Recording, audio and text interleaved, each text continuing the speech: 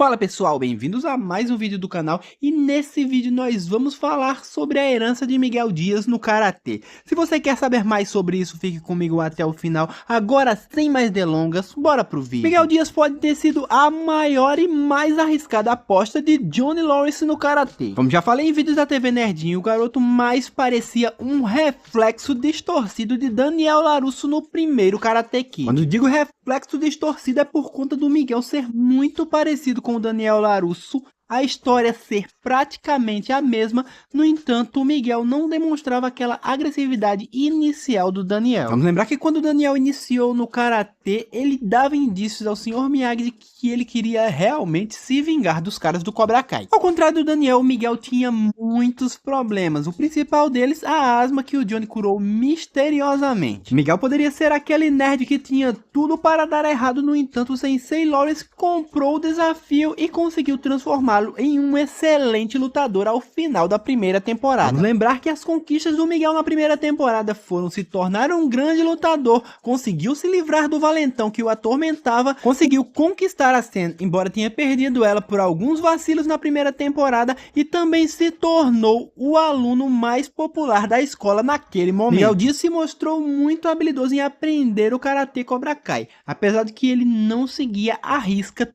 tudo que era ensinado no método do punho, até porque Johnny não queria esse caminho para ele. Vamos lembrar que o Johnny já não concordava mais com os caminhos sujos do método do punho ensinado por John Kreese, e ele tentou fazer algo diferente com o Miguel, trazendo o Cobra Kai de volta. No entanto, em sua trajetória por questões de ciúmes, o Miguel acabou cometendo alguns equívocos. O principal deles foi quando ele acertou a Sen, iniciando uma rivalidade com o Rob que durou até a quinta temporada. A partir daí, Dias se tornou mais agressivo na primeira temporada e ignorou as ordens de seu sensei Johnny Lawrence, atacando o ponto fraco de Rob King. Muitos fãs de Rob King afirmam que se o Miguel não tivesse jogado sujo no final da primeira temporada, o Rob seria o vencedor do torneio, até porque ele conseguiu equilibrar aquela luta mesmo estando machucado. No entanto, visivelmente o Miguel estava arrependido pela maneira como ele se comportou com a Sen. Ele também não mostrou mais nenhuma agressividade quando encontrou com o Rob e a Sen e descobriu que eles estavam meio que em um encontro. Durante a briga na escola no final da segunda temporada de Cobra Kai,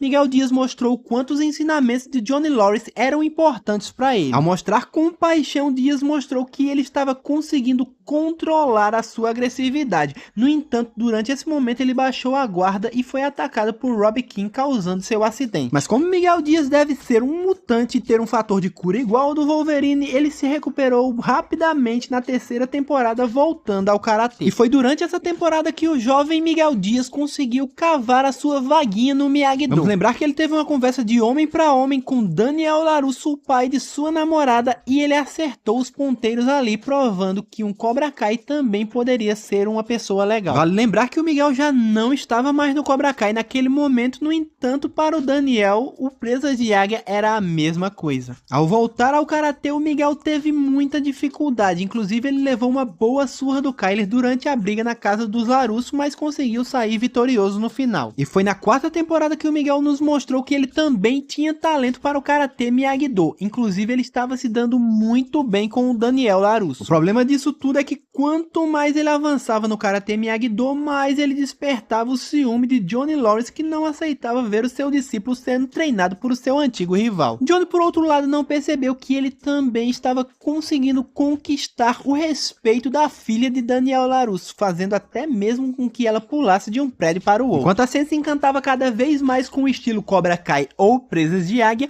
o Miguel continuava avançando no seu treinamento de Miyagi-Do, inclusive ganhando a faixa que o Daniel recebeu do Sr. Miyagi, ou pelo menos uma réplica dela, porque com certeza o Daniel mantém a original como seu maior tesouro. Infelizmente, no final da temporada, Johnny Lawrence e Daniel LaRusso se desentenderam e resolveram dar um ponto final na primeira tentativa de fusão. Era visível que tanto o Miguel quanto a Sen estavam gostando de aprender estilos diferentes. Vamos lembrar que quando o Johnny mencionou que a fusão fusão dos dojo poderia não dar certo, o Miguel se perguntou o que aconteceria se ele não quisesse parar de aprender o Miyagi-Do. Assim foi mais além do que o Miguel e resolveu continuar aprendendo presas de águia escondido. Durante o torneio regional de karatê, o Miguel utilizou o que aprendeu no Miyagi-Do para vencer algumas lutas.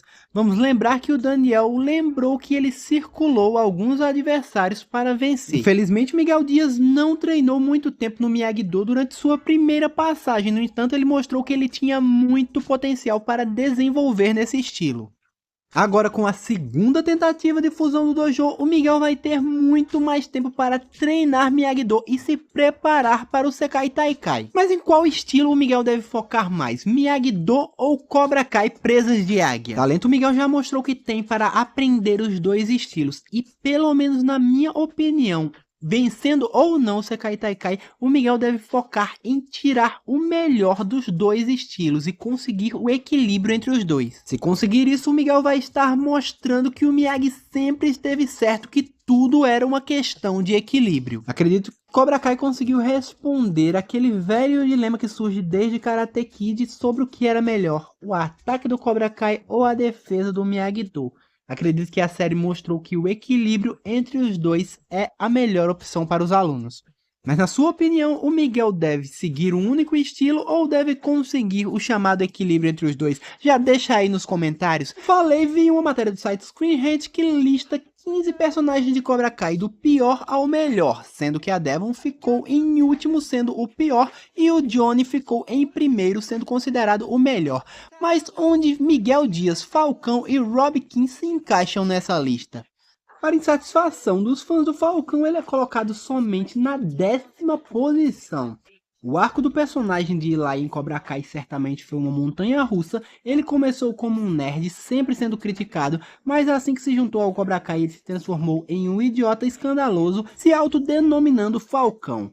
Eli rapidamente se tornou um antagonista secundário da série e grande parte das más decisões do dojo Cobra Kai se resumem às suas tendências violentas recém-descobertas. No entanto, a decisão de Eli a se juntar ao Miyagi-Do ao invés do Cobra Kai ou Presas de Águia permitiu que ele se destacasse na 4ª temporada de Cobra Kai, sendo o campeão regional de Karatê. No entanto, não concordo com a posição do Eli, que ficou em 10º atrás de personagens como Amanda Larusso. Inclusive, eu vou deixar no comentário fixado a posição de cada personagem na lista. Rob Kinn, por sua vez, aparece na 5ª posição. Como filho de Johnny, Rob sempre seria um personagem interessante. Ele começou como um adolescente lutando para tomar as decisões certas. Mas isso por si só não foi suficiente para elevá-lo entre seus colegas personagens de Cobra Kai. O que torna Rob um personagem divertido é o fato de que ele começou a aprender Karatê com Daniel Larusso. Afinal de contas, é muito interessante ver Daniel Larusso treinando o filho de seu antigo rival nos caminhos do Miyagi-Do. Também muito interessante o fato dele ter se apaixonado pela filha de Daniel, só aumentando a parte divertida. Infelizmente, essa trama caiu depois de algumas temporadas e o desenvolvimento de Rob concentrou-se em seu relacionamento com seu pai. Isso foi satisfatório, mas não divertido. Concordo que aquele arco do Rob treinando com o Daniel, sendo que o Johnny não concordava com o Karate Miyagi-Do, foi muito divertido e muito interessante de ver. No entanto, também vai ser muito interessante ver esse personagem treinando tanto com o Johnny quanto com o Daniel. Como já disse, o Rob representa muito bem o estilo Miyagi-Do. Agora temos que ver como ele vai se sair no estilo Presas de Águia lutando pelo lado certo. Porque mesmo possuindo os dois estilos no torneio regional, o Rob não controlava sua raiva e não estava focado durante aquele torneio. Então vamos ver como ele se sai no Sekai Taikai totalmente em equilíbrio. Miguel Dias aparece na